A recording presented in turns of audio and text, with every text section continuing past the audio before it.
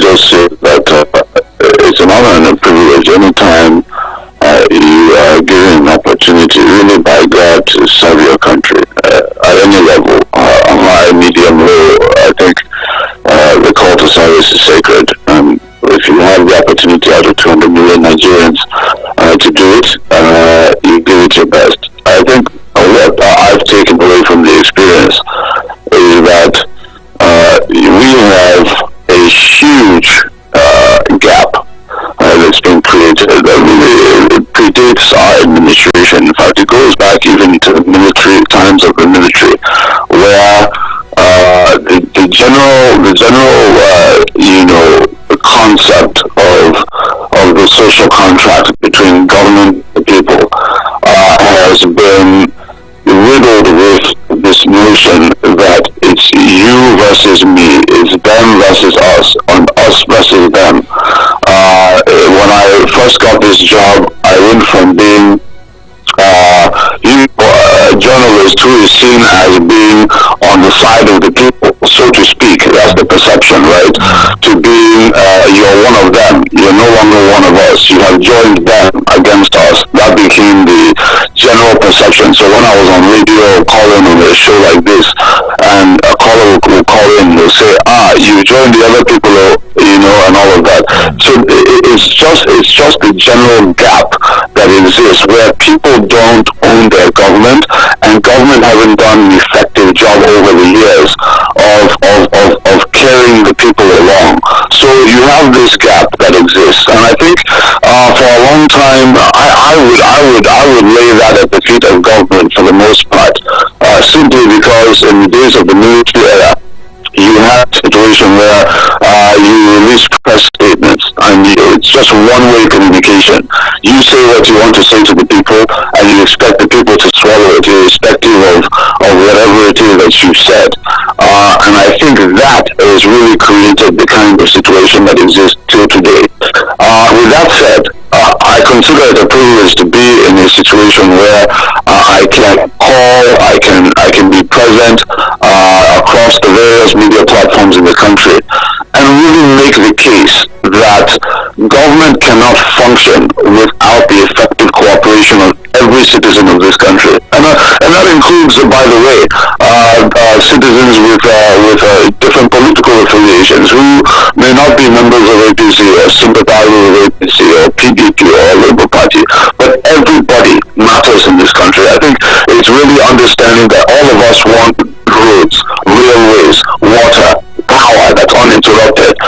We all want these things, right? And the only way that we're going to get to the point of having those things is if we unite ourselves, that we have citizens cooperating with government, and government being sensitive to the desires and inputs of the public. And so we worked very hard to create a two-way communication system in the country, where I can take feedback from the public and deliver it directly to the officials of government in their various offices, so that it can actually have some sort of an impact on policy formulation and implementation. I think that is really the future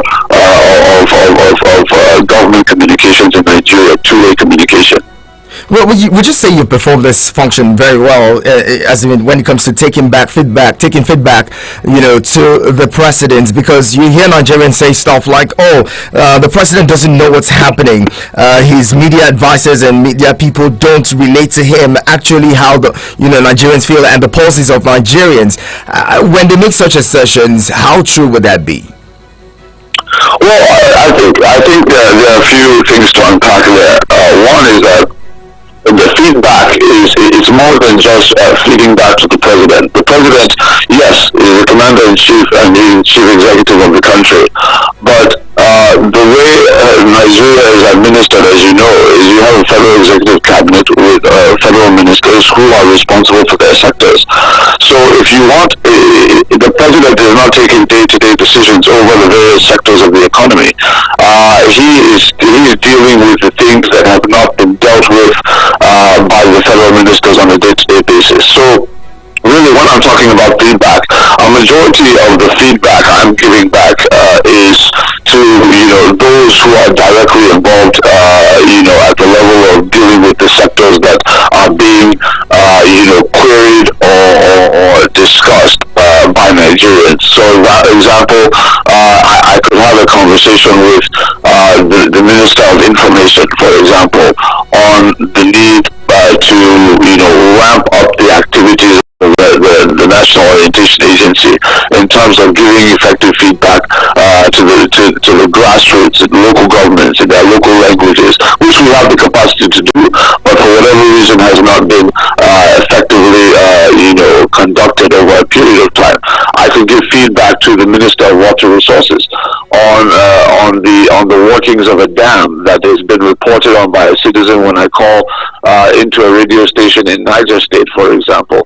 These are things that are practical that can be done on a daily basis. So I performed that function. Now, I wouldn't want to assess my performance because I don't believe any public officer should be the one to assess their own performance. I think it's for the public that elected them or saw to their appointment that should be in a position to assess. But I will say this: my record is that I think for the first time in our history, I believe I'm the first person to be going around thousands, and that is not an exaggeration, thousands of radio and television stations over the course of the last 3.5 years, making the case for this administration based on facts and figures, not based on sycophancy, not based on, you should love the president because he's the president. No.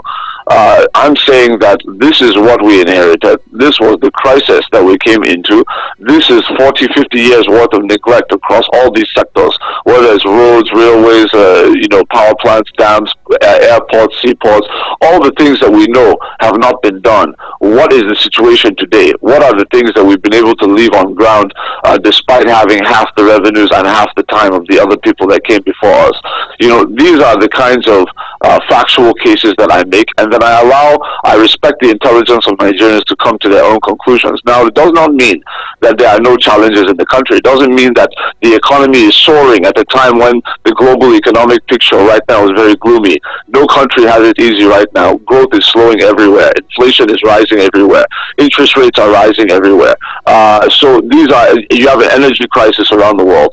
These are global realities that, of course, affect us. So I'm not going to be saying everything is good when things are not good. There are real challenges out there. So this is really where we are. Now, let's talk about some of the infrastructure you mentioned earlier. You were talking about that, and I'd love us to expound on that a little. The infrastructure, you say this administration has done some remarkable work when it comes to infrastructure. The second Niger bridge is one, for instance. Nigerians use that. The Warri Itakpe railway, that's something that's been in the pipelines, and this administration was able to put that get it actually working. But then many Nigerians cannot really relate to these projects. Nigerians cannot really see this. Goes back again to say maybe the way that the administration has been able to communicate its projects and achievements may not have been done well. But then one aspect, that many Nigerians currently are worried about is the power sector. The power sector, yes. I recall in 2020, I was excited seeing you, talk about, the power sector and the Siemens projects and all that Nigeria was going to do, and you gave its deadline or timeline to say, look, in 2021, Nigeria power would have improved, the Siemens projects would have been completed and all that. But where are we with that project at the moment? It seems like that hasn't come to a reality. We have less than 5 months till the end of this administration. No, you're absolutely right. So the Siemens project, known as the Presidential Power Initiative, had a series of timelines attached to it that we gave to the public. We signed the agreement in 2019. And the agreement we signed in 2019 was that by December 2021, we would have raised power generation in the country, not just generation, transmission and distribution to the end user. Of 7,000 megawatts by December 2021. Now, obviously, it's no secret we were all in this country when, in the very early part, we announced that, I believe, around October or November 2019.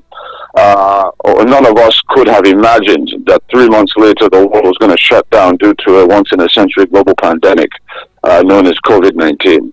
Obviously, when you have the kinds of shutdowns that were going on, industries in Europe shut down, maritime shipping lines slowed down, the effects of which the global economy has not yet recovered from. This had a major impact on the delivery of the presidential power initiatives, timelines, and all of that. I think most Nigerians who recognize the 2 years of economic slowdown and of the full capacity of workforce globally, what that might have had, an impact on in terms of the ability of Germany, Spain, and all the other countries that were involved. When I say Spain, I'm talking of the site of the Siemens factories that were involved in this project. You will know that these were some of the issues related to, meeting up with the timelines. I think Nigerians understand that part of it.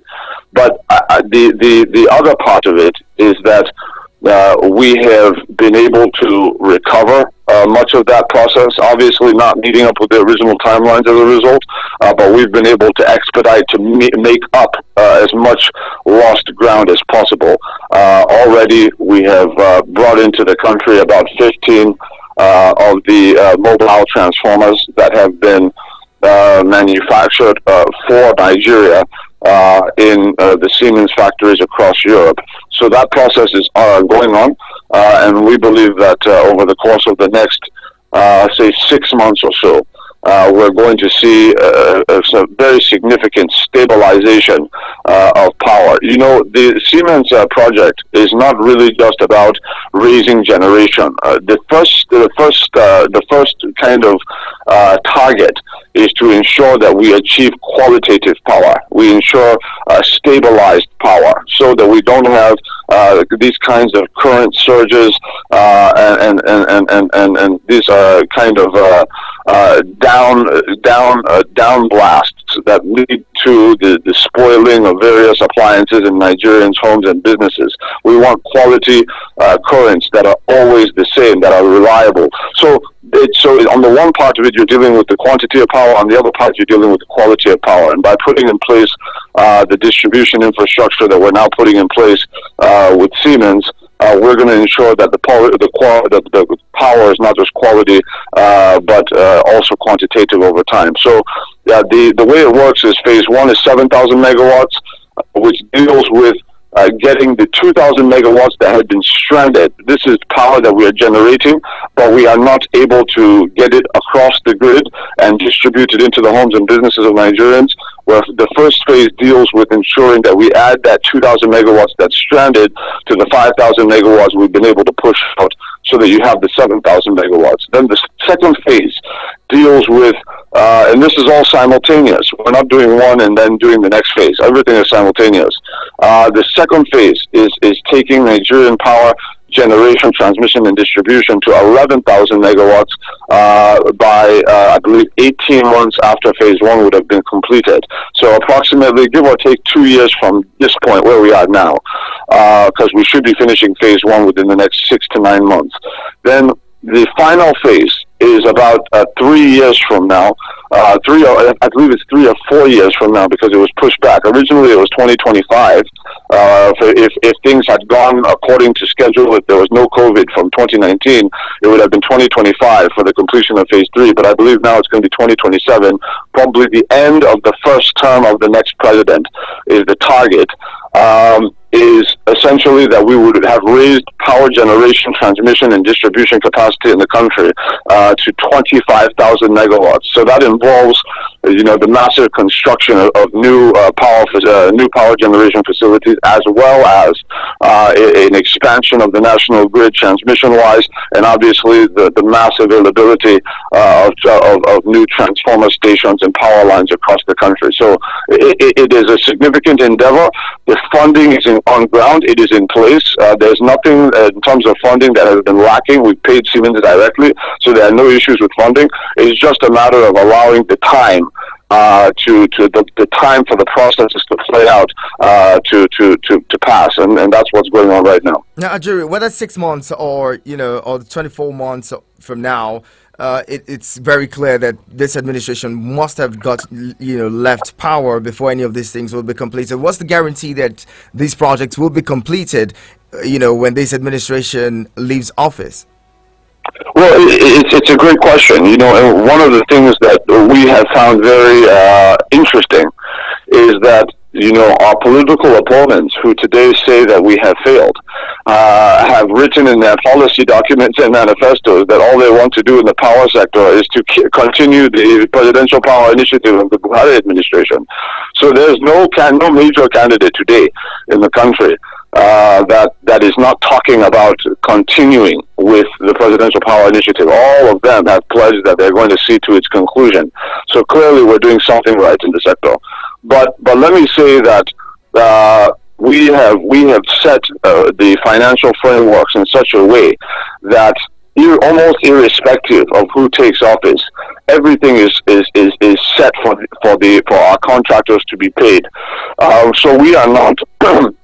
We are not overly concerned with that part of it. I think the main thing is ensuring that you have leadership in place that does not in any way interfere with some of those processes the way that previous administrations have done. We just need to ensure that the money that is set aside for this project is not in any way diverted. As long as that is the case, then you're not going to have a problem. The challenge we have, and this is the power of choice in a democracy, is that people have backgrounds, and when you deliver on transforming a society like our candidate has done in Lagos State, massive transformation in terms of infrastructure and all of that across that state. You have to look at the credibility of those who are going to be who are running for election to know whether or not they are going to be the kind of people that would actually see some of these things through. So we are optimistic that the next administration will see to its conclusion, given that all of the candidates agree that this is the way to go for power in Nigeria. Now, before we come to talk about the campaign, the presidential campaign, let's talk a little more about some of the your public affairs, some of the issues bothering Nigerians. Insecurity would be one of the biggest challenges that this administration has had to deal with in the last 7 years.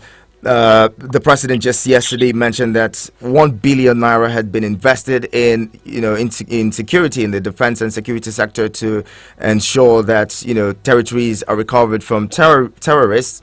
And as it seems like most Nigerians are not satisfied with the level of work done. We know that the administration acquired military equipment, the Super Tucano, but the question on the minds of many Nigerians would be since we acquired this, why haven't we seen significant improvement in the fight against terrorism, especially with the morphing of the insecurity into, or I don't know if to say diversification now, because now we have, the terrorists in the northwest moving all the way from the northeast to the northwest and causing chaos in the country and other parts of the country. What is the goal? Because in December, the president had said insecurity would have ended by December.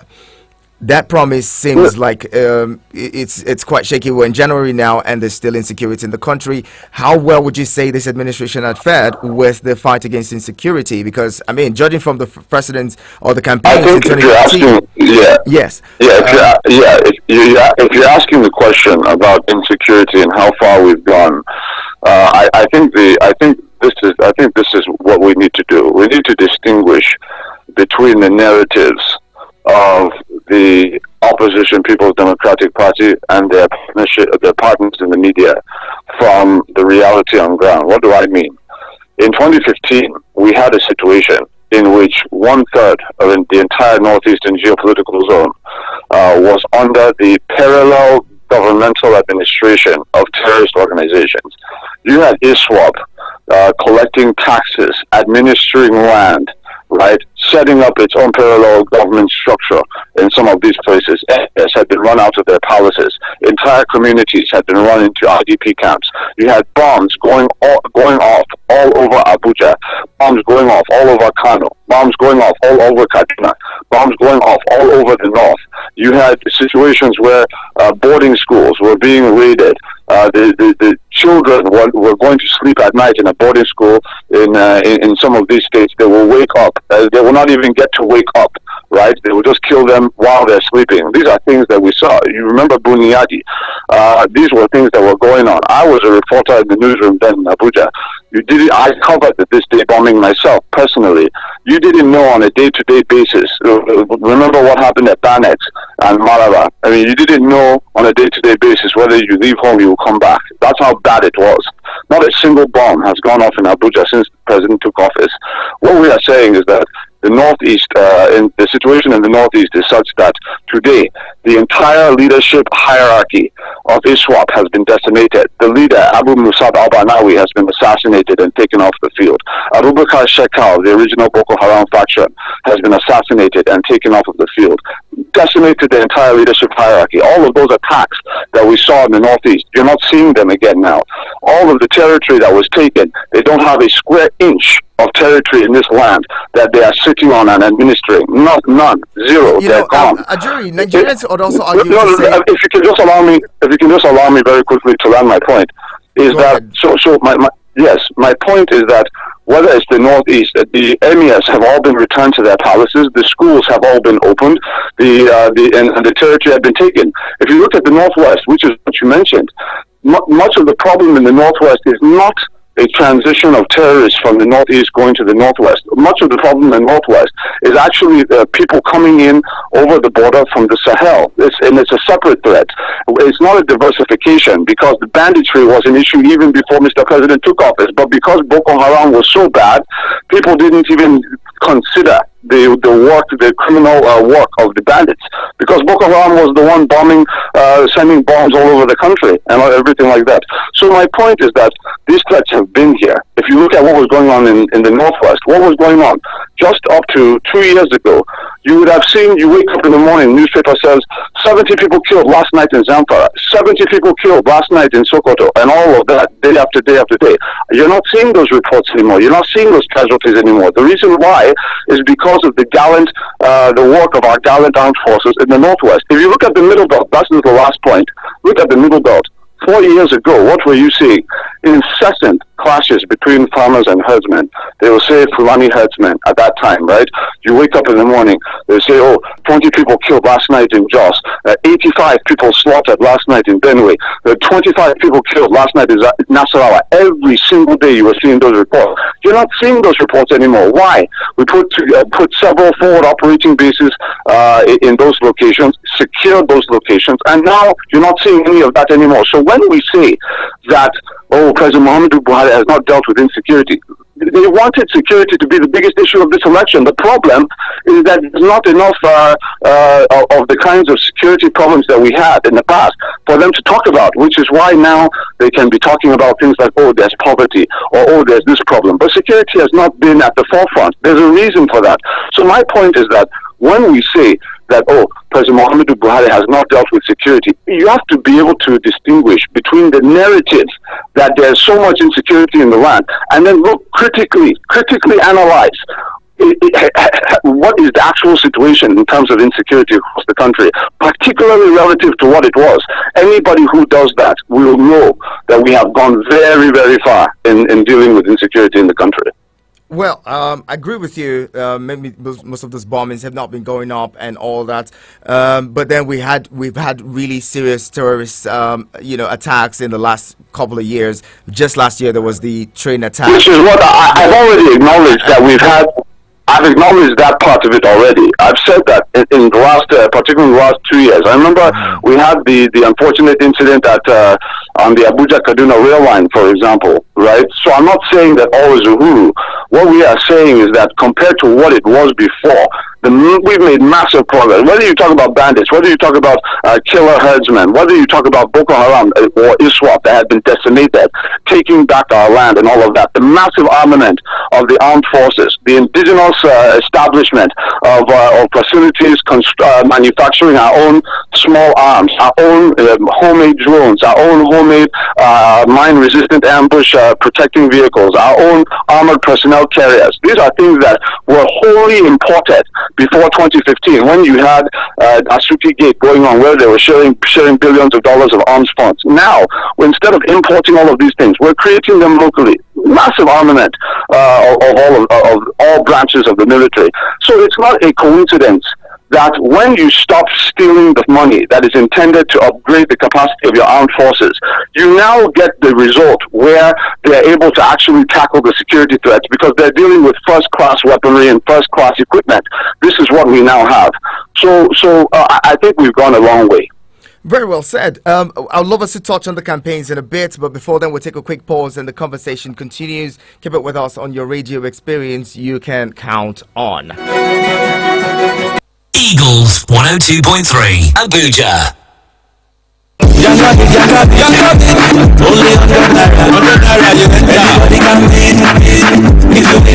If you waiting you want buy but you don't get money, microwave, TV, I mean you want pay never bill. Download Yangabeat from any online store. With 100 naira, fund your wallet. Choose a plan for your gate pass. Start spinning and winning. The player with the highest number wins the beat. Anything what you want buy, you can bid it and win it. Yangabeat, Nigeria's online marketplace. You can call us on 091 3000 2014 091 3000 2014. Eagles 102.3.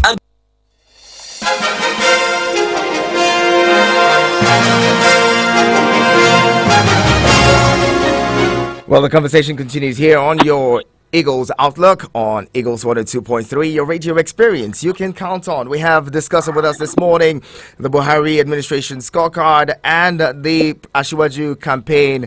Ajuri Ngalali, senior special assistant to the president on public affairs, as well as assistant principal spokesperson, Tinubu Shetima Presidential Campaign Organization, doing a fantastic job analyzing the situation and giving us, insight as to what the administration has been doing so far.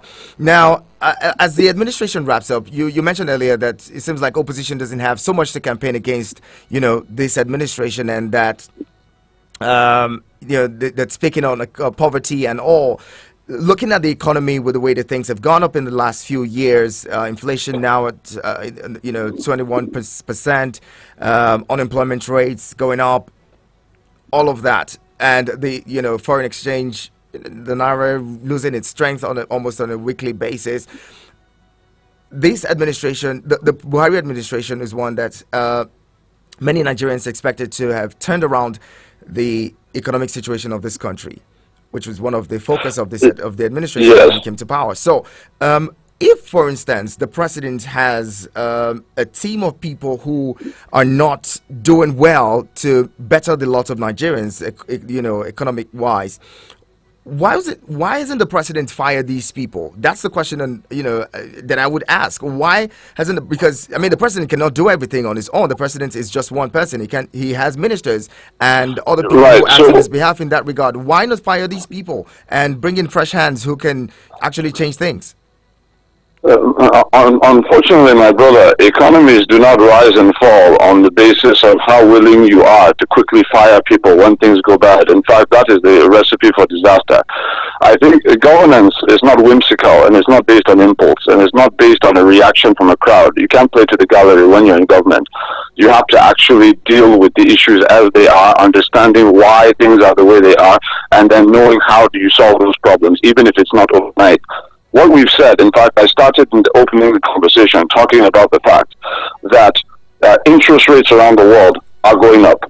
Inflation around the world is going up. In fact, ironically, it was actually just this last month that inflation in Nigeria just went down for the first time. I think we've started kind of going over the hump onto a downward trend now.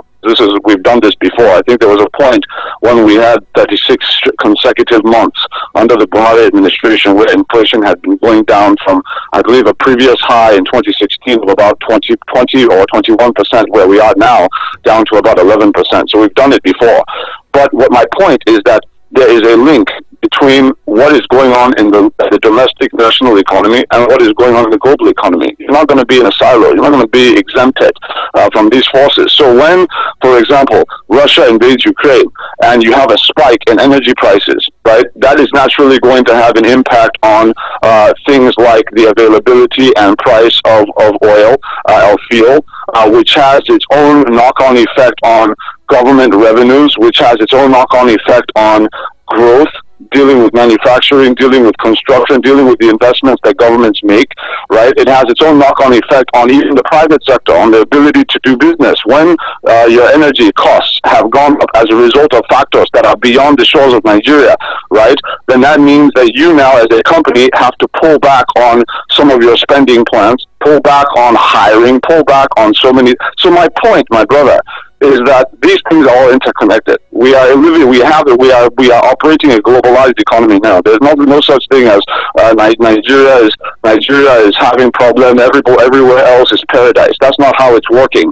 In Ghana today, the inflation rate is 53%. That same Ghana, the Nigerians popularly say, we have it so bad in Nigeria. Ghana has it so good. Ghana is doing so well. They have almost triple our inflation rates today.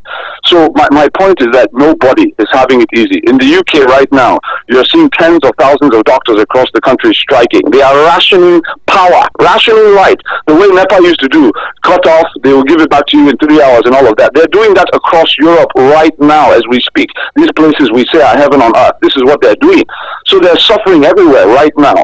What we are saying is that when you understand these are the dynamics, you will know that the answer is not to wake up and say, because things are tough, in the global economy, we will now be looking for who to scapegoat. That is not how an economy can be administered. But what we are saying too is that when we look at how bad things could have been if we had not made the kinds of investments we've been making, that is very, very important, because sometimes you get caught up in where you are and the difficulties you're facing, and you can't possibly think to measure what things would have been if you had not taken certain steps. What do I mean? If President Muhammadu Buhari had not, with vision, early before all of these crises broke out around the world, from COVID-19 to the Russia-Ukrainian conflict and many of the other elements of what have gone on in the world to impact on national economies around the world, if he had not put in place the Anchor Borrowers Program of putting in place 1.2 trillion naira given to over 3 million farmers to replace the billions of dollars worth of imports the billions of dollars we were paying to import rice, to import wheat, to import all the things that we have the capacity to produce locally. If he had not done that from almost the day he entered office, he was starting to do that. If he had not done that then, right now, what the situation in the country would have been dramatically worse, because we would have had to rely on the imports, spend the scarce foreign exchange that's already very scarce in the country on that, instead of the investments we're making in railways, roads, bridges, airports, seaports, things that employ Nigerians, things that would allow you to, be buying sand and buying various, materials that you need to conduct these construction works off of local vendors from local markets across the country, indirect and direct. So this is where we are. If he had not made the investments, and we haven't really even talked about the infrastructure, whether it's the 300 billion naira Second Niger Bridge, which had been promised for 40 years to the people of the Southeast. It's our administration that started it and completed it. In fact, we opened it up for traffic during the holiday. We have just a few tidying up works to do over the course of the next 2 months to fully complete it. That's been done. The Lagos-Shagamu-Ibadan expressway, abandoned for 40 years. Our administration has now conducted the reconstruction of that road, expanded it, added new interchanges to it, and all of that. That is going to be done within the next 60 days under this administration, completed. We did the 3 rail lines. You referred to one of them earlier, but 3 new rail lines. The Abuja to Kaduna rail line is one, but then the other 2 is obviously the Lagos Abeokuta Ibadan high-speed rail line. We started it in 2017. We finished it in 2021. We've just done an extension to Tin Can and Apapa ports to decongest the ports and depressurize the roads. In addition to that, we have put in place 5 new international airport terminals in 7 years. The new Nnamdi Azikiwe International Airport Terminal, people who use it are familiar with how that is now. We just opened up the Murtala Mohammed International Airport Terminal in Lagos at the end of last year, which the President did. We have the new Aminu Kano International Airport Terminal that we're going to be commissioning in the next 60 days or so. The new Akano Ibiam International Airport Terminal that we'll be commissioning in the next few months. And then the Port Harcourt International Airport that we built and commissioned in 2018. So the point is, whether it's airports, whether it's seaport, with the new Lekki Seaport, the first new seaport in Nigeria in 40 years, will now take the weight off of Apapa and Tinkan. These are the things that Nigerians know that wait, this guy, the president has actually tried. Very, very meager resources, consistently low oil prices. This is what he has been able to do. A pandemic and 2 economic recessions, and he has been able to do all of this. And I haven't even started talking about all of the road networks: Kano Katsina Road, Kano Maiduguri Road, Abuja Kaduna Zaria Kano Expressway, local Oweto Bridge, 60 billion naira in the north central, linking the southeast with the north, the cutting travel time from the southeast to the north by 5 hours. That one local Oweto Bridge that we built between Benue and Nasarawa, for example. So many different things. I can go on and on. We have the Nuzungero hydroelectric power plant, 700 megawatts in Niger State. That's going to be coming on stream in the next 2 months. 700 megawatts is a huge quantum to add to our power generation capacity in this country. So there's so much that can be said in terms of what we have done and what we can campaign on. What we have asked our opponents in this election is tell us, in 16 years, in double the time, with double the money, consistently high oil revenues, name those things that you brought to Nigerians. Name those projects. Name those railways that you built. Name those airports that you built. Name those seaports that you built. Name those major roads and bridges that you built. You ask them these things, they will not be able to tell you. Name the social investment programs that you brought to the country. We can tell you that we put 14 million Nigerians on new social investment programs that we put in place in 2016. Conditional cash transfer, Empower, homegrown school feeding program. These things did not exist before 2015. How did we do all of this with half the money in half the time? So these are the questions we have for the opposition. Unfortunately for them, no matter the kind of geniuses they put out on TV and radio to go and speak on their behalf, they cannot tell you what they did because they did not do it. So this is the problem they have. What's the renewed hope? Because as a party that's in power and campaigning to Nigerians with that kind of slogan, it's speaking to me as a communications person that says,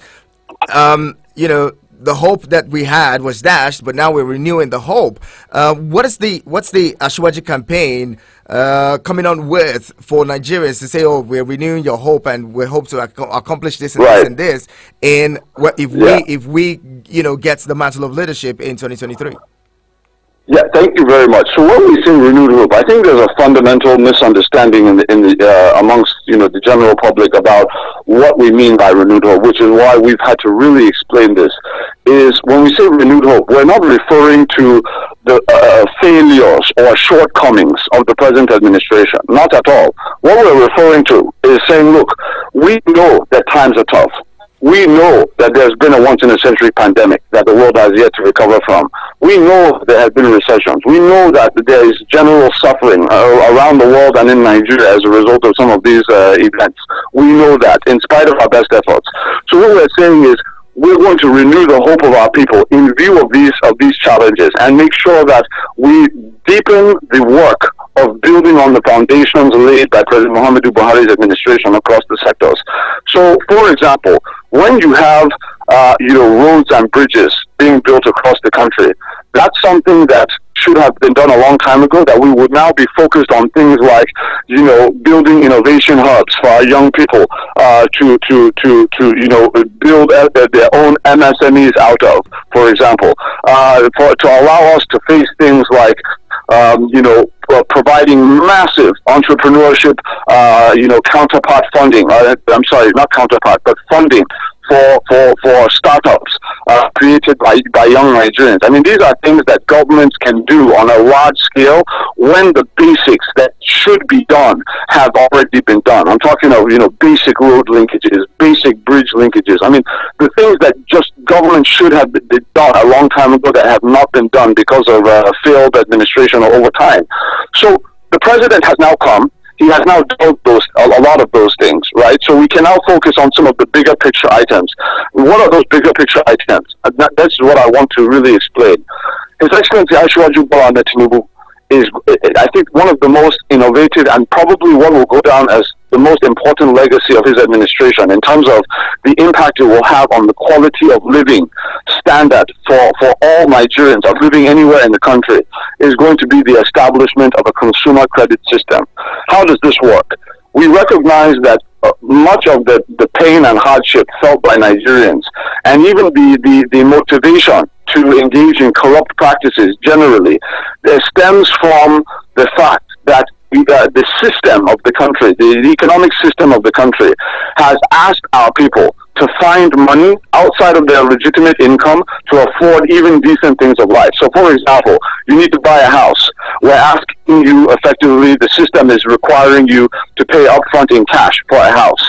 You want to buy a car, the system will require of you to find money in bulk to buy a car upfront in cash. If it's to pay your rent, you will have to find 1 year rent in rent money upfront in cash. It's an unfair system, and obviously it allows for only the elites or the wealthy to be able to have some of the better things in life. So what the system will do now, the establishment of a consumer credit system, what it will achieve is that we are going to, through the Central Bank of Nigeria, provide enhanced monetary policy ratios and enhanced interbank settlement offers to the domestic money banks across the country, the banks we know, for them to be incentivized to open up trillions of naira in lending to the ordinary, common, low income and middle income Nigerian, to be able to have access to mortgages so that you can be on lease to own arrangements, so that we can say for the first time with that kind of capital injection, we can say, okay, you're a civil servant, or not even a civil servant, even somebody who's self-employed in the private sector, right? You own a market stall in Wuse Market. Let's just say you own a market store in Wuse Market, you sell, textiles, and your average income in a month is 100,000 naira. And you can give us your bank records. You can show us that over the course of the last 4 years, I have consistent inflows of this much money into my account. This is my general range of income, right? On the basis of that, we can now put you on a lease to own arrangement to say, okay, within your average income, your median income, we can say, okay, you can afford to pay 20,000. We lost connection with a jury just when we're going to wrap up the conversation and bring you in. Anyway, let's see that we can reconnect with him as quick as possible and then get back with your thoughts. If you have questions or comments to make, bring them in now. Let's have them. Hello, good morning. Good morning, Sonny the Prince. I greet you. Much greetings to you. You see, there's one thing you need to understand. You only tell a blind man there is no oil in his soup. But you cannot tell a blind man there is no pepper or salt in his soup. Okay. We are here in this country. We are witness to so many administrations that have come and passed. Okay. So what your guest is telling us this morning, all these things are political jingle. Because the Water Bridge is talking about that will take you for 5 hours to Enugu. I drove there. I spent over 13 hours. Once you're done with the Nasarawa Aziz, down to Benin, towards that to Weto, from other Aziz down to Enugu, the road are not motorable. We commend them for the bridge they did, but telling us it's 5 hours drive. Has it planned on that road lately, or has it ever once planned on that road? When you finish, you need to apply on that road so that it will help you. Okay. Assuming they extended the bridge, they extended the walk up to Enugu, making sure that the bad roads are fixed. I will commend them. What is the reason why you don't have road work and huge amount of money? The road infrastructure in this country are most expensive road infrastructure in the wide world. And the couple with the amount of money they have borrowed, it does not justify the project on grant. So APC have nothing to campaign for. Okay. We have given the 8 years mandate. They have tried. Okay. So they need to give other administration another opportunity to try. All right. We cannot continue to experiment with Nigerian nation. Thank you very much. Thank you very much, Sunday the Prince. Now, Ajuri, I'd love you to wrap up that thought so that we can move on. We have a caller who has made a contribution and has put a valid question across. Please wrap up that thought. So that very quickly on the local Water Bridge. I'm glad he on the one hand he's saying it's propaganda. On the other hand, he's acknowledging the existence of the new bridge that we put in place there. He's saying that the cut down of 5 hours. If you understand what I was saying that by putting that bridge there, right, you have now cut off 5 hours of the journey of taking that path instead of the other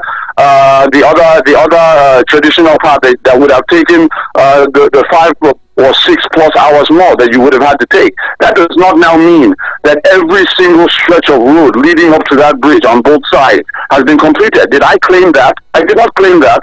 I'm saying that these things are being worked on. Even the ninth mile to Makurdi, many of the various stretches of road that he's even referring to, we have been funding with Sukuk funding. The contractors have been out, they've been working.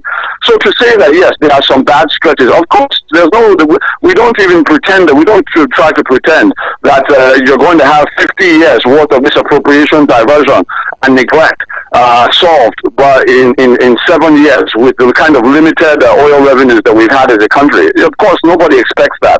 But what we are saying is that we have put a huge dent in that deficit. We made a lot of progress because we have actually been investing in it.